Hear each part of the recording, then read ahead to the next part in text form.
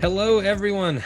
Welcome back to Luncheon with the Experts, a Carcinoid Cancer Foundation program brought to you by Tercera Therapeutics. My name is Rain Bennett. If you aren't familiar, I am your host, and I'm a filmmaker that's been working with CCF for almost 10 years. I think it's 9 years this year. Actually, it's 2021. It might be the 10th year, which is wild.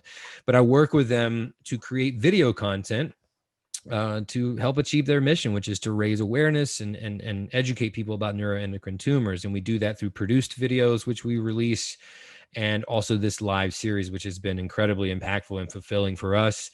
And it seems like it has for you all too at home. So if you're joining us and you are a regular, you know the deal. Let us know where you are tuning in from in the world. We love to see how far these reach. And if you're new, well, there's your first instruction. Let us know where you are, say hello, start talking to people in the comments. A big value from this series is the community that exists in the sidebar comments and people sharing their stories or things that have helped them, etc. So let us know. Before we get started, we want to thank Tercera Therapeutics, our sponsor, for their support of Luncheon with the Expert series. Wouldn't be able to do this without them. And we do have a disclaimer that we'd like to say at the top of every program. The opinions expressed by the guest presenters, as well as the questions asked by the audience, that's you all tuning in, have not been created or suggested by the sponsors of the Facebook Live program, and CCF doesn't endorse or promote any of the views, opinions, or information in the presentation. Audience members should not rely solely on the opinions or information expressed by the guest presenter and should seek guidance and direction from their own medical advisors regarding any choices they make about their health or treatment. So that last part is definitely the main takeaway. We're going to give you some general advice and hopefully good direction, but by no means do we know your specific case. So make sure you talk to your home team and your own medical advisors before you make any rash decisions. But we know that this program is helpful. We hear from you every week, and we're glad to do that. Today, I'm very excited to welcome our guest, who is Dr. Jason S. Starr. How are you, Dr. Starr? Good. Great to be here. Thank you. Yeah, absolutely. Tell us a little bit about your role as you see it in the neuroendocrine tumor community. Where do you work? What do you do? Like tell us how you fit in this community and how you serve neuroendocrine tumor patients. You got it. A day in the life of Yeah, Jason yeah, yeah. Starr. All right. So first off, I want to thank the organizers and Carcinoid Cancer Foundation for having me as a guest. Thank you, Rain, for hosting. Thank you to Sarah for providing the fundings to make this happen. So very appreciative of that, to spread information and facts and arm you with knowledge. So I am a medical oncologist. So I specialize in gastrointestinal cancers with a specific interest and niche in neuroendocrine tumors. Mm-hmm. So my role is typically when patients are diagnosed, they come to see me to discuss the implications of the diagnosis, the prognosis, the treatment options. Mm-hmm. I work with a multidisciplinary team of neuroendocrine experts. So we have a surgical oncologist, we have an endocrinologist, we have an interventional radiologist, so on and so forth, radiation oncologist. So this disease really requires a multifaceted approach, and it requires thought. The disease is very nuanced, and it requires an individualized approach. So that's what I really try to bring to my patients. I want to understand where they're coming from, who they are, and what their goals are. I want to know that they understand what's going on with their health. So, this is a perfect forum right up my alley in terms of education and empowering patients. But yeah, that's a day in the life of me in terms of I don't think you want to hear it as the boring nuances of what time I wake up. What's your morning routine? Yeah, what's my morning? Yeah, so a little coffee. I like it black. But how long do you meditate in the morning? Yeah, how long? Yeah. I do recommend meditation. We talk about totally. that. But yeah, that's kind of a little background about me. So you said something in there about working with the patient with their goals. I think is really important, and it seems to me the more experts we have on here, the more it seems clear to me that this disease specifically is a unique journey for each patient. And so I think that's important what you said about talking with them with their goals, because correct me, like it's not a one size fits all approach to this. Is that fair to say? Yeah, I mean, a good example of that, I just, recently saw a patient this morning, is when to start the somatostatin analog, Hmm. i.e. lanreotide, i.e. samdostatin, or octreotide LAR. Um, when to start that. It's not, you have the diagnosis and you start it. There's a discussion that goes in. Hey, these are injections once a month. Should we start them now? Should we start them later? What's the data say? you know and so that's an example of an individualized approach to the disease, where it's not like diagnosis net neuroendocrine tumor, somatostatin analog. That's not how it goes. Got it. Got it. All right, everybody. So if you're just tuning in, we are here with Dr. Jason Starr. Let us know any questions that you have. Just a reminder, Dr. Starr probably doesn't know your specific case unless he is your doctor. So we can't answer questions that are very case specific. Try to formulate your questions so they're in a generic way so that we can give you guidance that hopefully does help. We may ask you to clarify, but just know that we can't answer too case specific questions. If you have follow-up questions, highly encourage you to reach out to the Carcinoid Cancer Foundation after the program. You can stay right here on Facebook and private message them, or you can visit their website at carcinoid.org. I promise you they will do everything in their power to get you to the person you need to speak to or get you the information that you need. Another thing about questions, this has been really helpful. You guys have been doing a great job. So I'd ask you to continue doing this for me. It helps me do my job better, which is to serve you. If you see a question in the comments section, in the sidebar that you also have, or you're like, oh, I would love to have know the answer to that too, or discuss that topic, you can like that question or love it. There's a bunch of reactions you can choose, but any of them will work, because what it does for me is it allows me to see that, like, oh, there's 5 or 6 people who have this question. We get a lot of questions in this 1 hour. It goes by very quickly. We inevitably can't get to them all. That kind of upvotes it. So I see it and I know, okay, we definitely want to get this one across. It's just a little tip that helps me help you a little bit more. We'll try to get to all your questions, but with respect to our guest's time and yours, we cap it at an hour. So go ahead and start sending your questions in. And before we get started, one final question: have you downloaded CCF's free Net Cancer Health Storylines app? This app makes it very, very easy to record your symptoms, medications, nutritional concerns, your moods, and more. So check that out. And if you haven't, we will put the link in the comments. And that being said, anything that Dr. Starr references today, a drug, an article, any resource, we'll try to add that in the comments periodically too, so you don't have to like open a new window and go over there and lose track of the conversation. So just as an FYI, we'll try to include as much information as we can. Dr. Starr, before we get started with the questions, I see a comment from Dre that says, thank you for doing this from Sanford, Florida. Love Dr. Starr and his staff. So you're already getting love and praise. My goodness. Feel it. I've got my work cut out for me if you're already getting shout outs and love and people are sending hearts. I have a That's really nice. question. I have a question before we start taking questions from the audience. You mentioned in your intro that your niche is neuroendocrine cancer patients. My question is, how, what is the journey that led you there? Because I can't guess, and I might be wrong, that you got out of school and you're like, this is where I'm going. Almost everybody I've talked to has kind of fallen into this or been inspired by a mentor. What is your story, sir?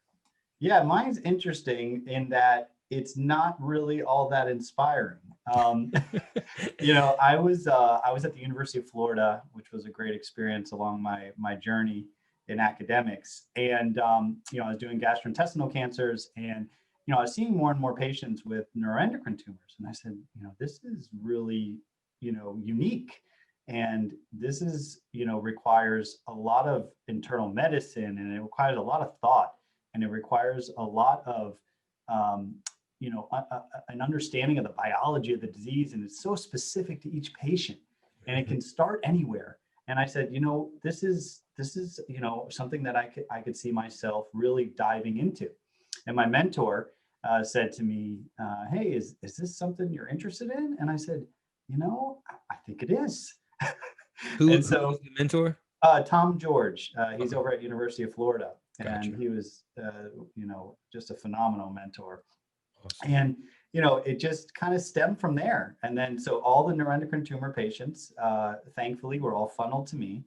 And, I started diving deeper into the research, and here we are today. But it's been an awesome journey in that I decided to be involved, or get involved in a field of medicine, and a section of oncology that was exploding, Yeah, with new therapies. And we ushered in the era of PRRT. So it was, I'm very thankful for the road that kind of led me here.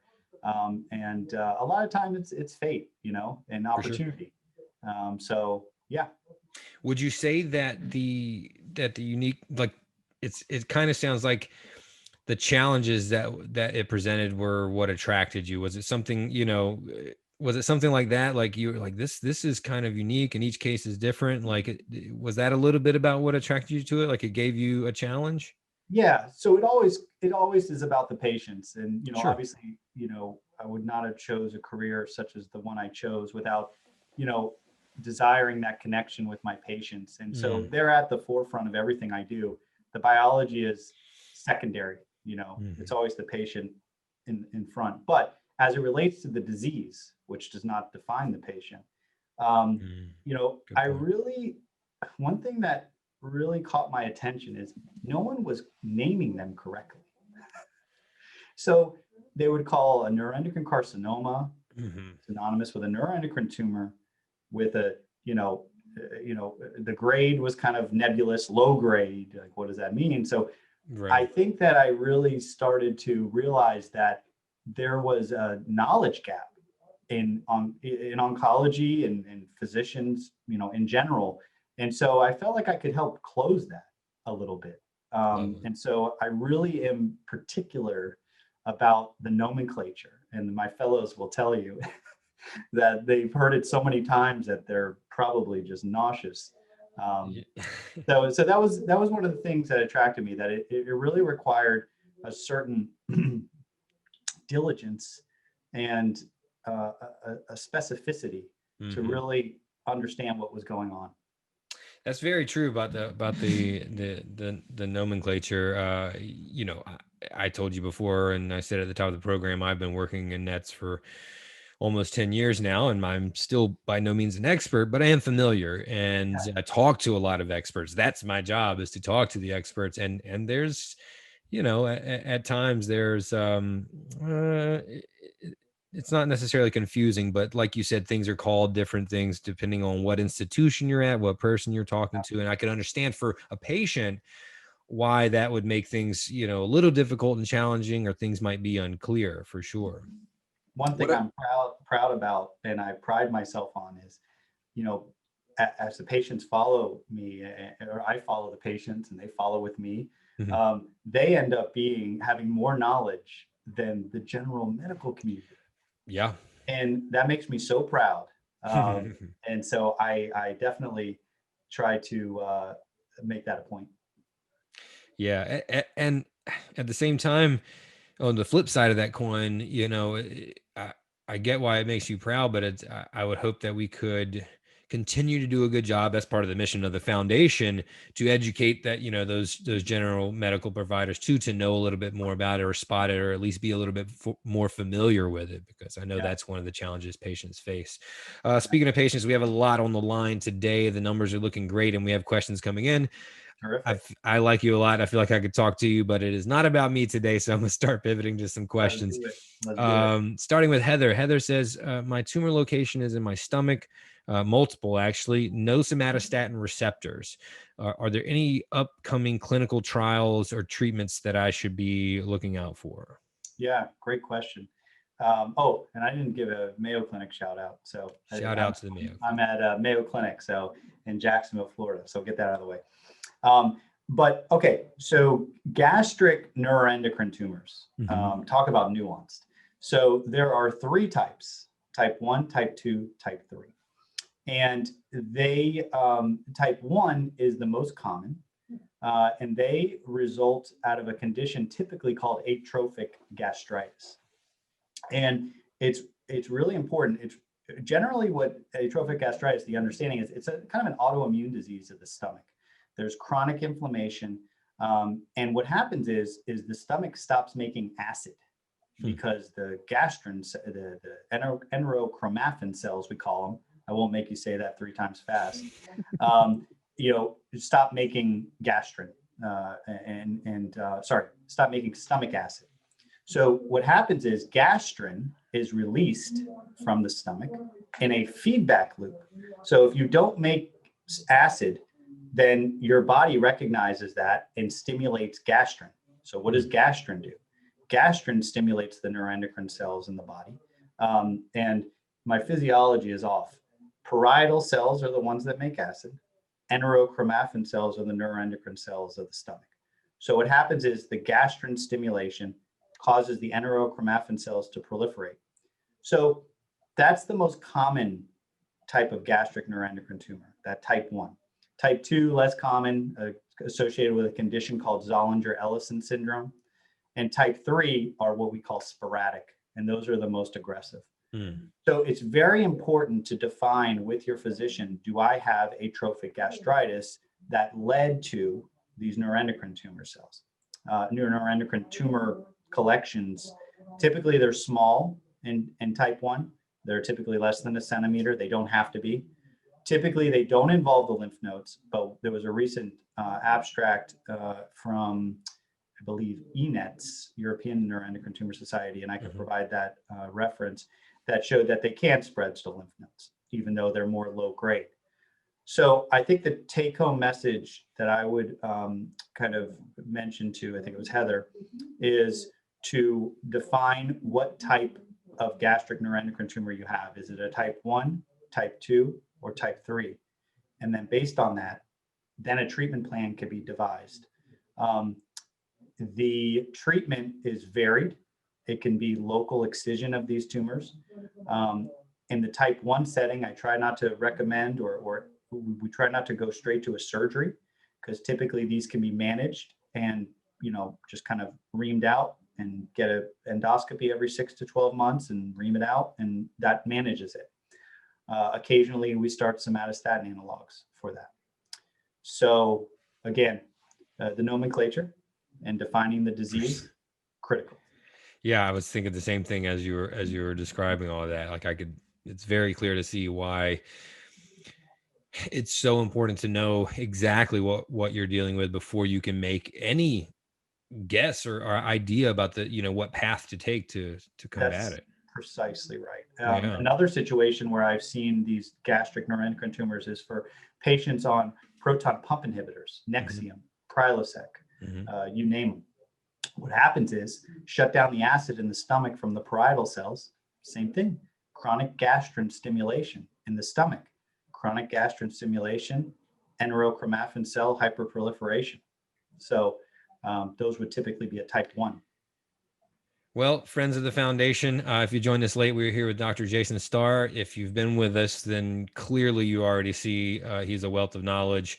If you know anybody else, I know the NET community is very tight. If you know anybody else that would benefit from this episode, we've got 40 minutes here with Dr. Starr. You can tag them in the comments. You can share this video to their page. Let them know, because clearly we have an expert here. I learned a lot just in that one answer. So we're going to keep churning through the questions, but let everybody know that we've got a great episode today. From Dorothy, Dr. Starr, I had a carcinoid tumor removed from my small intestine over 2 years ago. Since I get CT scans with barium and IV contrast every 6 months, is there any value in getting an endoscopy and colonoscopy, or will the CT scans be enough? Great question.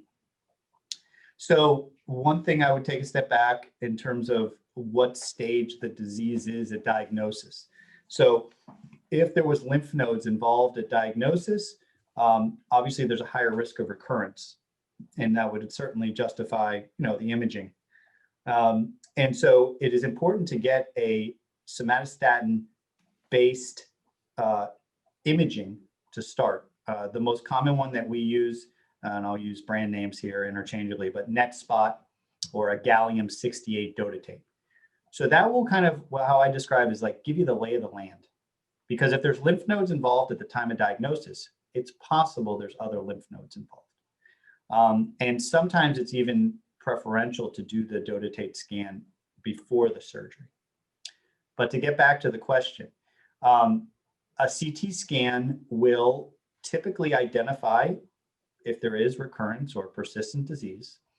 The one caveat to that I will mention is in the liver. Sometimes these tumors only use the arterial blood supply in the liver. So if you get a CT scan and you don't get what we call a triple phase, an arterial, a venous, and post-contrast phase, you will sometimes miss some areas in the liver.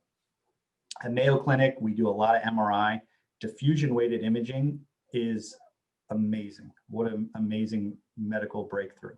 I can't describe it from a radiologic standpoint or biologic standpoint, and I would bore you to death if I did.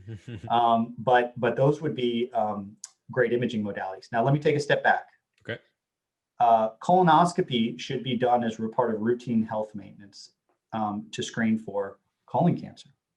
So they recently, their guidelines have changed, and this includes the task force, the preventative task force in the US, which is usually pretty conservative. The age for colonoscopy is now 45. So all of you out there, aside from NET, we need to get our colonoscopies, okay? As far as upper endoscopies, or an esophagogastroduodenoscopy, or EGD, okay, which we just call a scope. That's usually symptom-based, refractory reflux, acid reflux disease, abdominal pain that is unexplained from the scan. That would be a reason to do a scope. So you kind of have to have an indication. And to get back to the question at hand, CT scan is typically sufficient to identify relapse or recurrence or persistent disease. Got it. Thank you. And thank you for your question, Dorothy. I hope that helps. I have a question from Milena, looks like. We'll see how you feel about this one. I know that you're not necessarily, it's a nutrition question. I know you're not necessarily a nutritionist, Right. But a couple of people liked it. So I'm going to do my due diligence. So people are interested. Thoughts on a vegan diet with neuroendocrine tumor? A vegan diet. Any thoughts at all? It's totally okay not to have. Yeah. No. So as you alluded to, Ryan, I'm not a nutritionist or a diet expert. I will say that a diet that is, that limits, simple carbs, refined sugars, red meat, eating close to the earth with vegetables and fruits, that is a general, a good approach for anyone, neuroendocrine or not. Vegan is a little stricter, so you just have to make sure you're getting your protein. You can get tons of good protein from plants, tons. So it's not, I think there's been a kind of a dogma over the years of you have to eat meat to get protein. Not true. First of all, to Milena, thanks for your question. We also have videos on nutrition, and we've had episodes of Lunch with the Experts with nutritionists. So go back to the videos tab and you can find some of those. But I just want to piggyback on what Dr. Starr said. This was a great quote from my pediatrician for my daughter that really opened my eyes, and he's a great doctor, but just his approach is really great. Instead of saying you must have this, he's like, look, at that time we were talking about milk, dairy milk, oat milk, something like that. And he was like, look, it's not the foods that's what's important. It's what's in the foods. So in that case, it was the fats that was in it. If you can still deliver the nutrients, the macronutrients that, the person or the child needs, it doesn't matter the vehicle that it takes to get there. And I just think that you basically, said the same kind of thing. And there are a lot of ways to get protein. The protein is the important part, not necessarily the meat. Exactly. And even me growing up, it's like, oh, you got to eat meat to get protein. Oh, for sure. Which is just bogus. Now, there are some vitamins, iron, B12, that's, sometimes is provided in meat, but you can eat fish. Now, I don't think that's quite vegan, but you could also supplement with those vitamins. But generally speaking, I have no problems with a vegan diet or a keto diet for that matter. I just think you be careful, give your body what it needs. Yep. Okay, next question from Tanya. My question is, does the lanreotide cause bones and joint pain? And a couple other people had this question as well. Great question. Okay. So Why is that a great question, first of all? it's a great question because there are side effects from medications that are lesser known Mm, and then dismissed as not mm, related to the drug. So this is my adage. If it developed after starting the medication, it's the medication until proven otherwise. I have a handful of patients who absolutely have arthralgias, pain, joint pain, and it's not necessarily explainable. It doesn't look like it's an inflammatory type of process, but it's real. And so, I've had patients with, blood sugar issues related to the somatostatin analogs. And so, if you don't know that it can do those things, you may dismiss it. Well, that doesn't make sense, but if you think about it, it does. The mhm. arthralgia is lesser, somatostatin is an inhibitory hormone made by the pancreas, and you're getting it in a synthetic form. So why would that cause arthralgias? Well, sure enough, it can, and it does. And I have patients who describe it. Awesome. Thank you for that. Next question from Carrie, and this is probably the most high in demand question I've seen. We got a lot of people agree with this or want to hear this. How much does stress impact tumor growth, if at all? Thank Mm, you. yeah.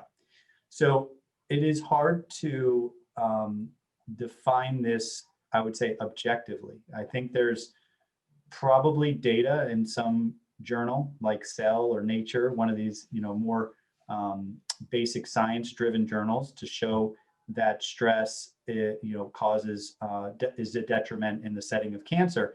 And why would that be? Well, you're in a chronic fight or flight state, and you are having, you have high cortisol, high adrenaline. Does the cortisol affect tumor growth to any extent? I think it'd probably be better answered from a basic scientist who maybe, has a, is more into hormones in the study of hormones and how they affect the body and how they could affect your, cancer. But I would say that there, although you can't measure it, stress is not good for the body. And we get back to our meditation and sleep and exercise and eating right, the tenets, the basic tenets of behavioral therapy. So I would say, as a general rule of thumb, stress is not good for the body. And if it's not good for the body, it's probably not good for the cancer. Boom. Love it. From Bridget, my NET and carcinoid syndrome specialist in Philadelphia is retiring. Do most specialists follow a similar treatment plan? So I wonder if it was Dr. Metz. He's at Penn. He's a legend. He just retired Yeah, we've had recently. them. Yeah. Sorry, I lost my train of thought. Can you say the No, it's question? all right. The basic question is, do most specialists follow a similar treatment plan? Because the person who's been kind of her Ah, guide through this is leaving. I see. It's hard to say. Mhm. I would say to establish with a new provider and feel it out. As I alluded to, patients with this disease know the disease well, know their bodies well. If they realize that that physician has a knowledge deficit or is, kind of poo-pooing what the other physician was doing when Mhm. you well know that it was the right plan, Yeah. I would suggest a second opinion. What about this? We did a video on net guidelines. Could you speak a little bit to the benefits, in your opinion, of net guidelines? Great point, Rain. So that is, the guidelines are a way to get everybody on the same page. It's not a cookbook, and they are Well what they said. are. They're guidelines, and obviously, you have to veer from the guidelines occasionally, Sure. but at least it gets everybody on an even kind of ground to speak the same language. And so the guidelines, I really commend all those who've participated in the guidelines and put forth so much effort and time to put that together for not only us net experts and specialists, but also for the community. Mhm. Now, here's the problem. A lot of physicians who don't deal in nets, and this isn't uh, you know, a strike against them, may not know that NANETS exists. And if you don't know NANETS or ENETS exists, then you're probably not looking for guidelines. Good point.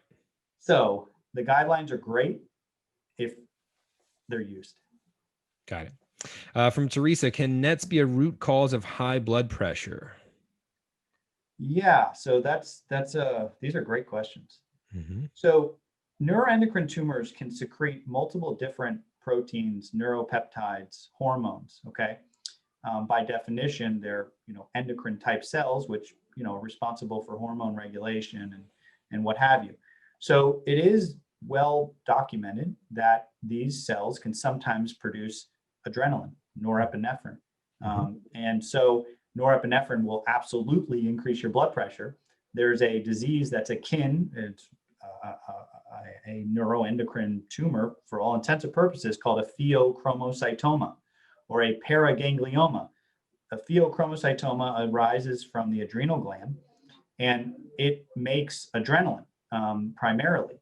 And so absolutely some of these neuroendocrine cells throughout the body can retain the ability to secrete hormones. Not to mention, once a cell is cancerous, it's already lost its ability to function as a normal cell. So if that cell normally would secrete serotonin or what have you, if it's in the gut, now it's dysregulated, right? And now it can produce maybe something else because its wires are all crossed. So to answer the question, absolutely, I would recommend, if you think that your tumor may be responsible for your blood pressure issues, is to do a 24-hour urine collection of what we call catecholamines and metanephrines, which are the metabolic products of adrenaline and what have you. Saw a comment from Amanda that said, you can tell Dr. Starr really cares about his patients. I totally agree, Amanda. From Erica, could NET cancer contribute to sinus problems? A number of us on Facebook groups have been complaining about sinus issues. I'm wondering if there's a possible correlation, and a few others had this question too. Ever heard of that? I haven't. That one I haven't heard. And I would wonder, what exactly is it like pressure? Is it drainage? Yeah. I can't think of a physiologic reason, but back to my adage, if it started once you started taking the medication and you've excluded other more common causes, it's the drug until proven otherwise. So sometimes it's symptom management. If you can't explain something, getting back to the arthralgias, the joint pains, using anti-inflammatories and trying things like that to try to manage the symptoms. Christine asks, can you discuss immunotherapy and NETs? Yeah. So immunotherapy in neuroendocrine neoplasms or cancers, I will kind of generalize it to include neuroendocrine carcinoma, has been generally disappointing. There's been studies to this point that have shown really no benefit to the immunotherapy as we know it for well-differentiated neuroendocrine tumors.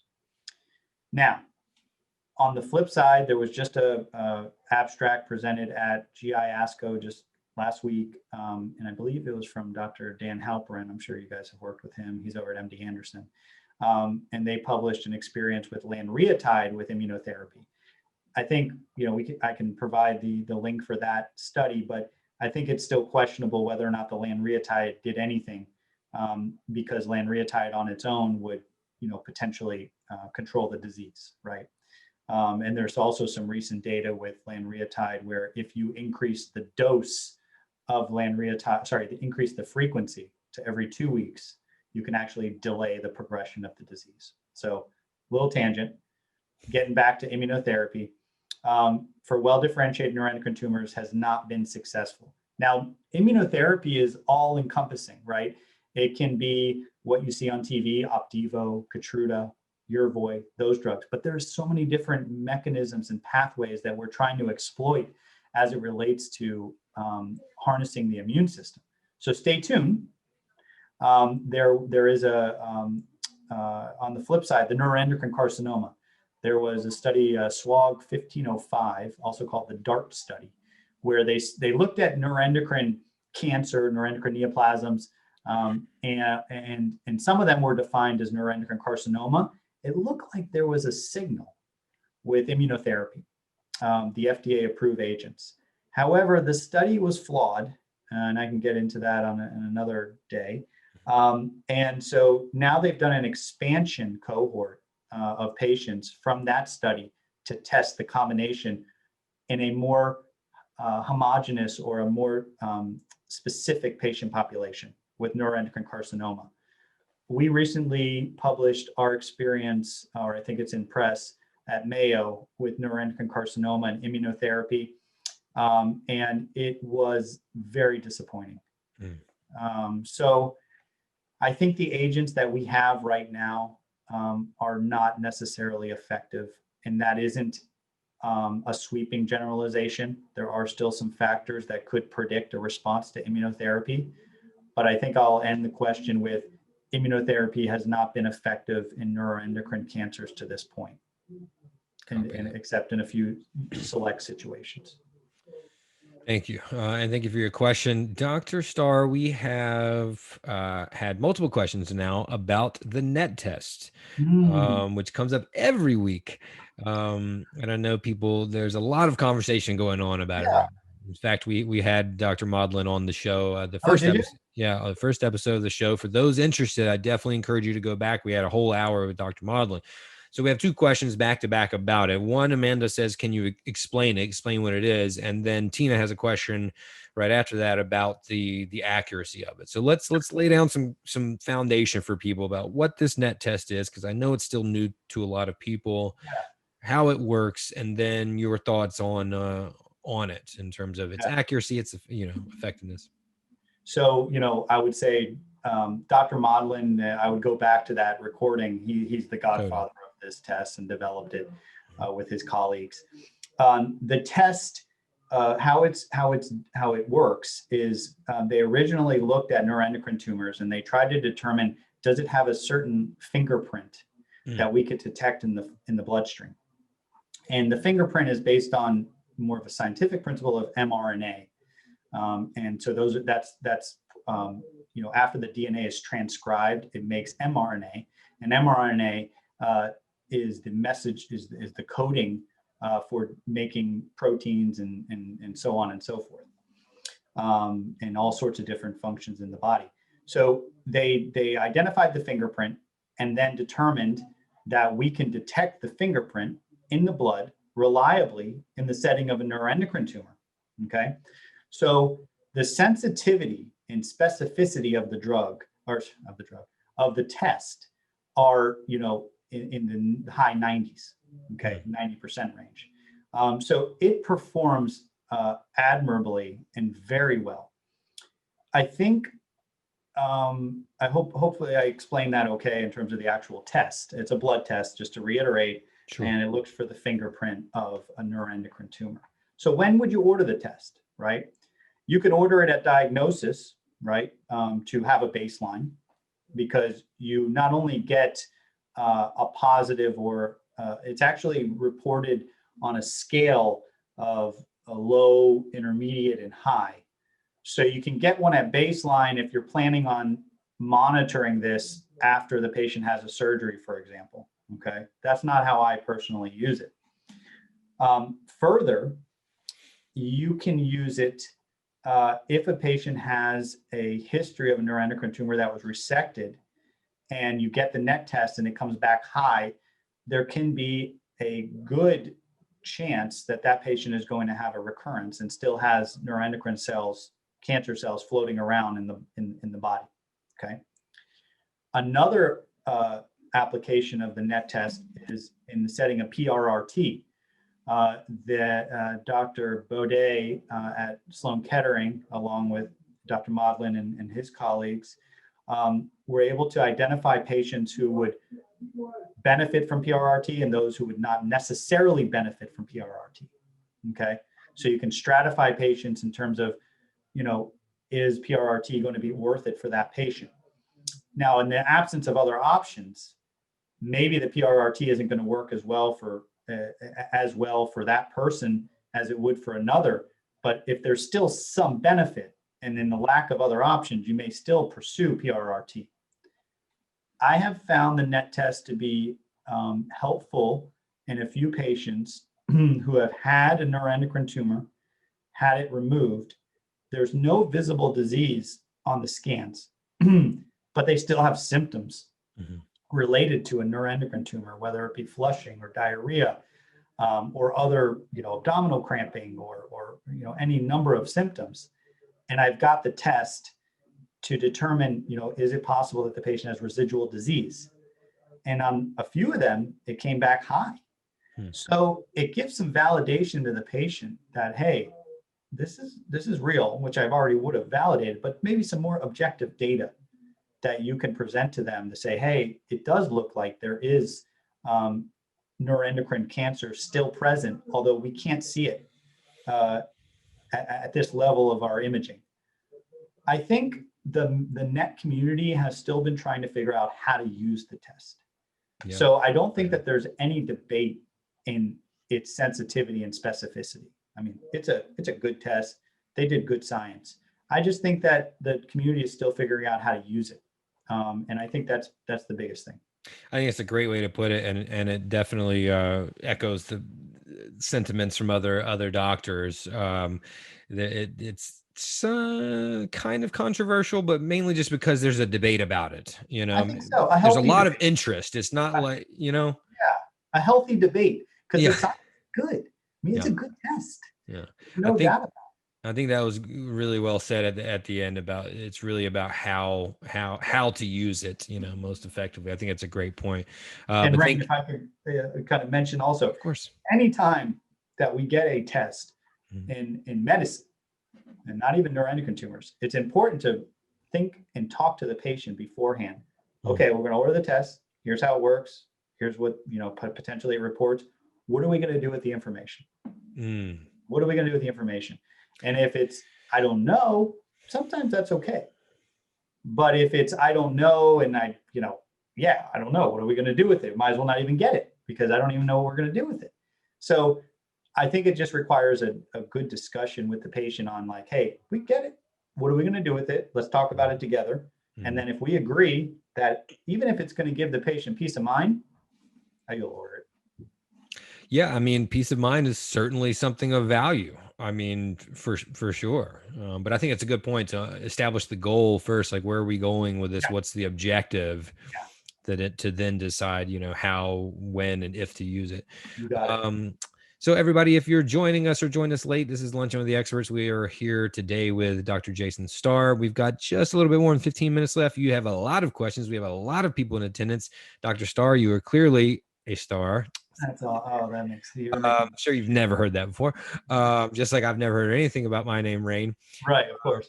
But yeah, we're going to keep churning through because I know people have a lot of questions and they're still coming in hot. Right. Shelly says, after surgery 1 year ago, removal of the ileum, some colon and small intestine, 1 year of bathroom drama, and now full-blown colitis. Any potential relation between the two? Interesting. So colitis is kind of a general term. It could be infectious, it could be inflammatory. So I think it'd be important to define what is causing the colitis. It can also be due to blood supply issues, ischemic colitis. So I think it'd be really important for her to identify what is the root cause of the colitis, to define a potential association with neuroendocrine tumor. I don't know of any association with NETs and inflammatory bowel disease. So I don't know that I can draw a conclusion about relationship there. Got it. Thank you. Thank you, Shelly. Hopefully that helps a little bit. Next question from Jean. Hello from Burlington, NC. First of all, Jean, I'm in Durham, so we're practically neighbors. Hello back to you. She says, I love Dr. Starr. I've seen this way too many times today, guys. They love you, Dr. Starr. Thanks for sharing his knowledge with us. Why is the less I eat, the better? I get hungry, but I feel worse when I eat. What do you think's going on with Jean there? Yeah, it's hard to say. I mean, sometimes it can be related to a gastric ulcer. That can cause pain upon eating. I don't know if she's had any surgeries that have kind of rerouted her anatomy. Certainly, there can be complications with surgeries where you disrupt the nerves leading to the gut or the stomach. what we describe that as is postprandial pain. And, I think that imaging would be indicated, cross-sectional imaging, whether it be CT or MRI, and then a scope to determine why she's having pain upon eating. But it could be something as simple, and because I say simple because it's so treatable, as a gastric ulcer or a peptic ulcer. Got it. Thanks, Gene, for your question. Hope that helps. Ellen, friend of the foundation and friend of mine. Hey, Ellen, if you've been on a PPI for years and you have gastric nets, is it continuing to advance the disease after the primary has been removed? Good question. So it's tough because it's a little bit of a catch-22. I do have patients who are on PPI, which I'll say a Prilosec, Nexium, and I'm forgetting one more common, Protonix. So if you have that chronic gastrin stimulation, yes, you can develop more nets in the future. One kind of option that I've kind of found as a compromise is to try like an H2 blocker, something like Pepsid, and seeing if that controls the reflux. You don't get the same kind of gastrin stimulation with the H2 blockers as you do with the PPIs, which work, a little bit differently. The H2 blockers are more histamine mediated. So, I think that it's tough because you don't want to tell a patient to like, hey, you just got to live with the reflux. I mean, it could be debilitating. I've had it personally. So I think it's a happy medium. If you have to stay on the PPI, I would just recommend regular endoscopies, whether it be 6 or 12 months. These are very slow growing tumors. So you're really not going to miss a window to remove these in the type 1 gastric net setting. There was something else I was going to mention and I forgot, but that's probably good for time's sake. Got it. Thank you. Friend of the foundation, Dr. Aman Chauhan says, hello, Dr. Starr and Rain. He's on here next week, so he's probably studying up and watching how it's done, Dr. Starr. He's awesome. He is awesome. He is awesome. I've worked with him several times. By the way, someone in the comments did confirm that Dr. Metz is retiring in March. So that'll be sad. He's been on the show. He is a legend, and we've had him on the show. That show was a big hit. Okay, we have another nutrition question, and people are upvoting it, so people have these. So I hope you're okay taking them. This one I've heard a lot, so I think if you're okay touching on it, it might be important too. Connie says, I've heard sugar feeds some cancer and makes it grow. Is that the case with carcinoid tumor? Great question. I hear this often. Me too. There is some scientific preclinical data. When I say preclinical, I'm talking about mouse models, or cell cultures. Sure. Now, that does not emulate or mimic what happens in the human body, right? You can't simulate everything and all the intricacies of the human body in a mouse model or a cell culture.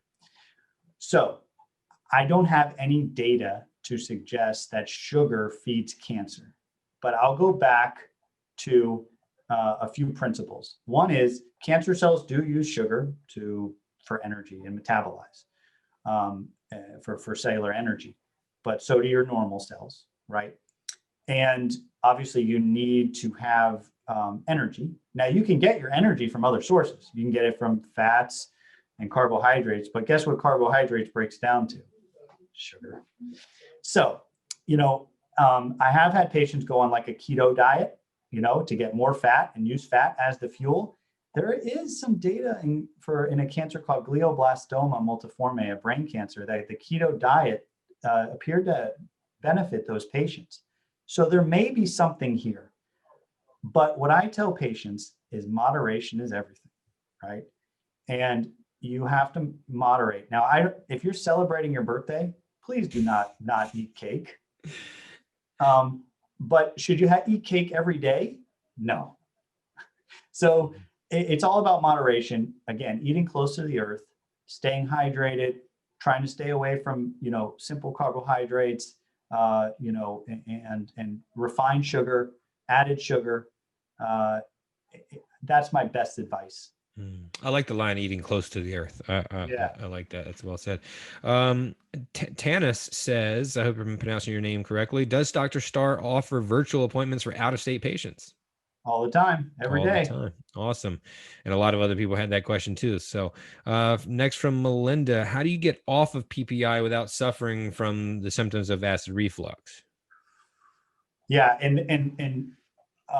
part of that is if you get off of a PPI too fast, you get a rebound, or almost like an intense exacerbation, because the body has been wanting to make acid for so long. So if you take off the brakes, the acid just spills into the stomach. PPI have been one of the biggest medical advancements in all of medicine. Before they had to do these surgeries to fix gastric reflux. My grandpa had to have one, many years ago, and before the advent of PPIs. So they're important medications, and for some, they allow patients to function normally. And so I wouldn't say that you have to get off the PPI, but if you develop a gastric net while on PPI, you just have to be monitored. Again, you can try scaling it back and doing an H2 blocker like Pepcid and seeing if that controls your symptoms. But I have a patient right now who tried that, didn't work. I said, we got to go back on the PPI. We got to. I mean, your quality of life is critical.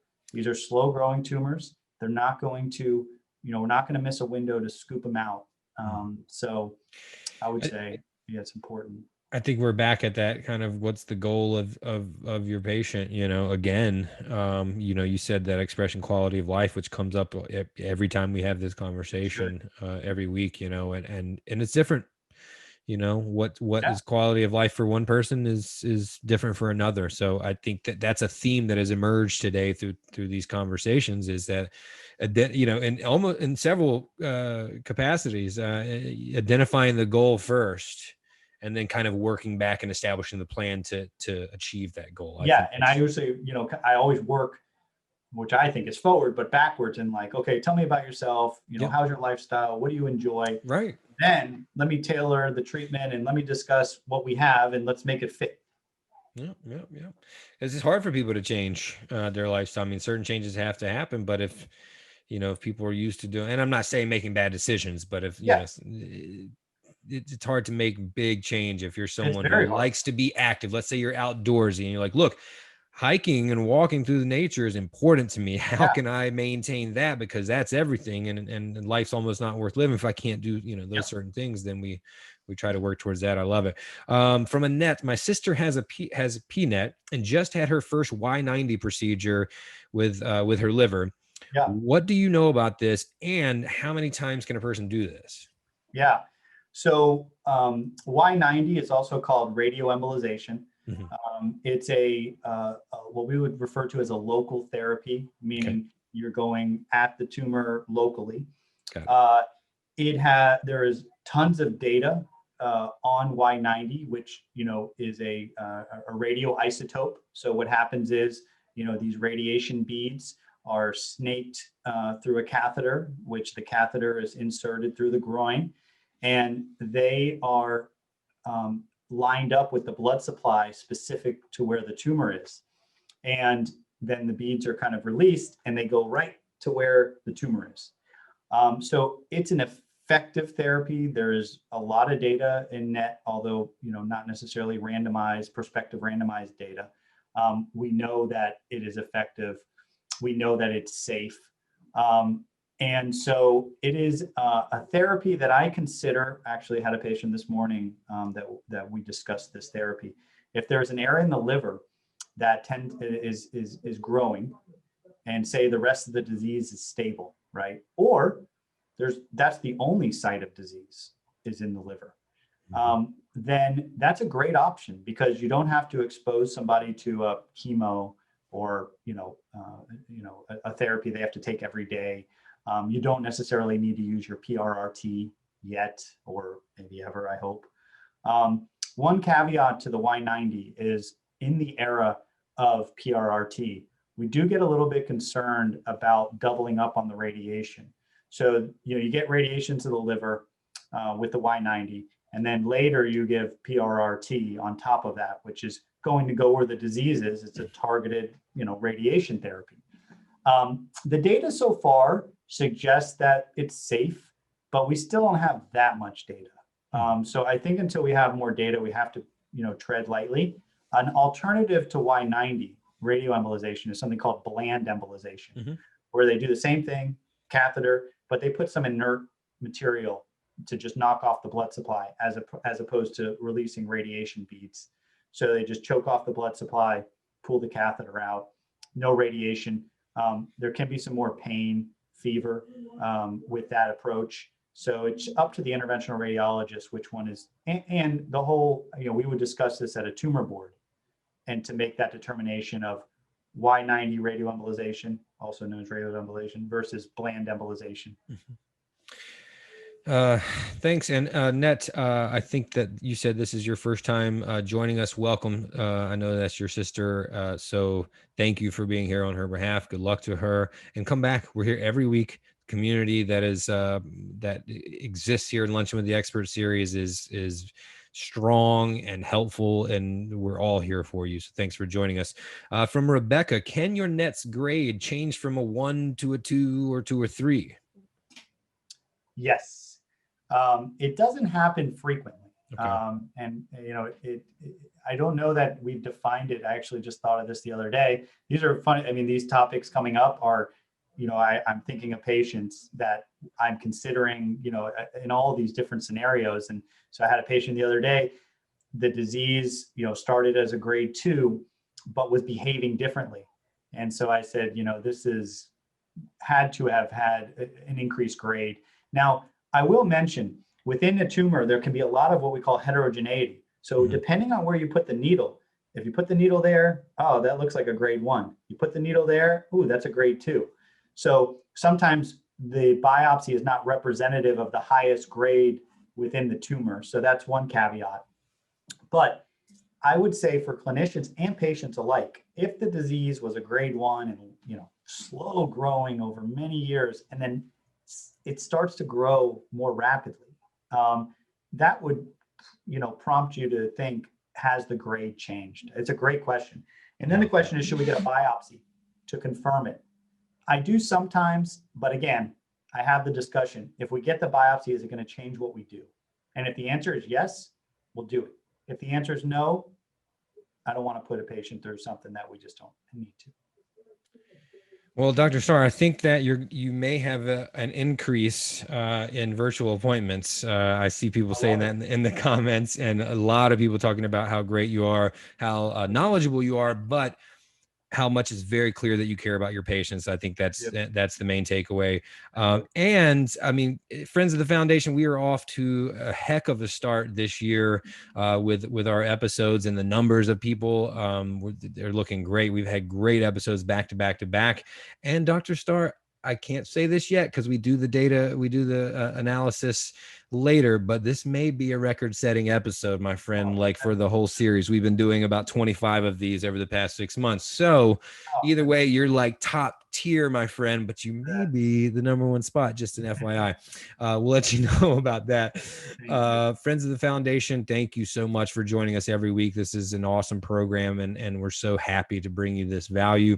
If you're proud of Dr. Starr and he's helped you today, and you're proud that he might be our #1 spot, send him a heart emoji in the comments. Let him know you love today's episode.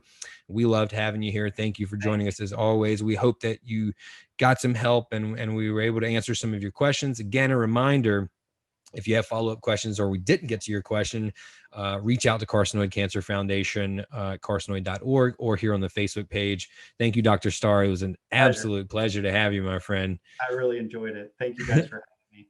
Absolutely. And thanks again to our questions were phenomenal. They really are. I mean, that's the thing. Like, our community is so educated, like they come with it. It's no joke. They know what they're talking about. Thanks again to our presenting sponsor, Starr Therapeutics. Without them, this program would not be possible. My name is Rain Bennett. Thank you for watching. Please join us next time on Luncheon with the Experts. Stay healthy, stay safe, everybody. Have a great day.